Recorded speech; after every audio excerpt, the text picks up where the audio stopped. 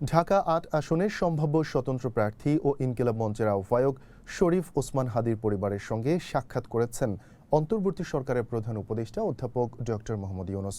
এ সময় ওসমান হাদির সর্বোত্তম চিকিৎসা নিশ্চিতের আশ্বাস এবং হামলার সঙ্গে জড়িত পুরো চক্রকে চিহ্নিত করে বিচারের আওতায় আনার প্রতিশ্রুতি দেন অধ্যাপক ইউনূস।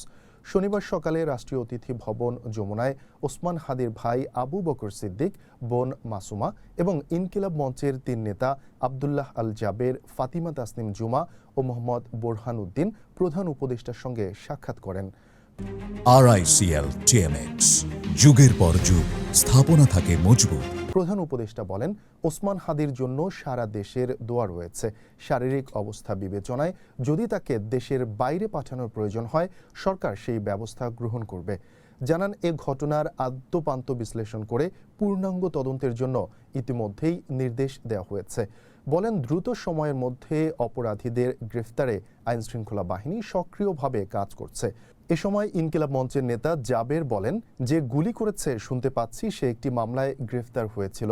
ঠিক কোন প্রক্রিয়ায় সে জামিন পেয়েছে সেটা তদন্ত করার দাবি জানান তিনি। আর জুলাই যোদ্ধাদের সার্বিক নিরাপত্তা নিশ্চিত করতে সরকারকে ব্যবস্থা নেয়ার দাবি জানিয়েছেন ফাতিমা তাসনিম জুমা। এ সময় আইন উপদেষ্টা আসিফ নজরুল, পরিবেশ, বন ও জলবায়ু উপদেষ্টা রিজওয়ানা হাসান, শিল্প উপদেষ্টা আদিলুর রহমান খান ও জাতীয় নিরাপত্তা উপদেষ্টা খলিলুর রহমান উপস্থিত ছিলেন।